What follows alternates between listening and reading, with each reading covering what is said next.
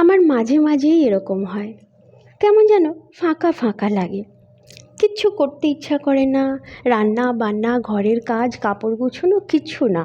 আমার মা শুনে বলে অলস কোথাকারে। কেননা ইচ্ছে না করলেও মায়েদের সবটুকু গুছিয়ে করতেই হয়।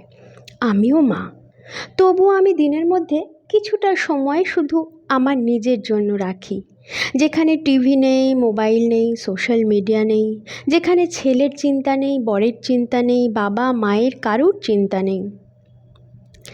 এই চিন্তাহীন সময়টা প্রত্যেকের জন্যে ভীষণ দরকার, সে ছেলেই হোক বা মেয়ে। এই ছোট্ট ছোট্ট সময় নিয়েই একদিন দেখবেন পুরো জীবনটাই কমপ্লিট। এইটুকু সময় নিজের পছন্দের ফ্লেভারের এক কাপ চা, ঘরের সবচেয়ে পছন্দের কোণাটা আর আমি, এই সময়টা একটা মেডিটেশনের মতো কাজ করে। এইটুকু সময় নিজেকে দিয়ে দেখুন, বিশ্বাস করুন সেলফ স্যাটিসফ্যাকশান পাবেন। বর বাচ্চা ঘরে ফিরে এলে আপনাকে নতুন রূপে দেখতে পাবে, আপনাকে তারা খুশি দেখতে পাবে। তারাও তাদের সারাদিনের স্ট্রেস ক্লান্তি সব ভুলে যাবে আপনার প্লেজার্ড মুখটার দিকে তাকিয়ে। কেননা যদি আপনি খুশি থাকেন তাহলেই আপনার ফ্যামিলি খুশি থাকবে।